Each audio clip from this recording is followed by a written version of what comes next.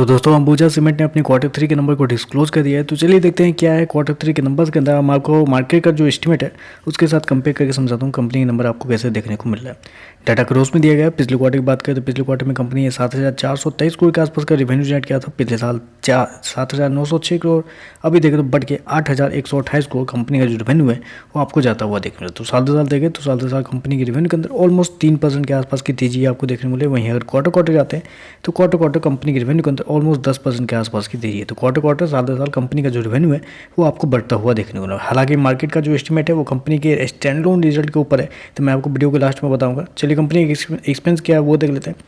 पिछले क्वार्टर में 6,564 करोड़ कंपनी ने खर्च किए थे। पिछले साल 7,265 करोड़, अभी देखें तो कंपनी खर्चे 6,884 करोड़ के आसपास आपको देखने को। तो कंपनी के खर्चे भी देखें तो कंपनी के खर्चे ऑन एन एवरेज कंट्रोल में ही देखने को मिल रहे हैं इस क्वार्टर में। चलिए कंपनी का प्रॉफिट क्या निकलता है वो देखते हैं। पिछले क्वार्टर में 987 करोड़ का प्रॉफिट था, पिछले साल 487 करोड़, अभी देखें तो बढ़ के 1,090 करोड़ के आसपास कंपनी का जो प्रॉफिट है वो आपको जाता हुआ देखने को। तो साल दो साल देखें तो साल दो साल कंपनी का जो प्रॉफिट है उसके अंदर एक भयंकर तेजी आपको देखने को मिली, मतलब डबल से भी ज़्यादा होता हुआ देखने को मिला। 110 या 120% के आसपास की तेजी देखने को मिल रही है।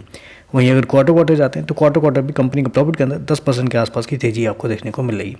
चलिए कंपनी का ईपीएस क्या है वो देख लेते हैं। पिछले क्वार्टर में 3 रुपये 99 पैसे का ईपीएस, पिछले साल 2 रुपये 19 पैसे, अभी देखें तो बढ़ के 4 रुपये 14 पैसे के आसपास आपको देखने को मिल रहा है।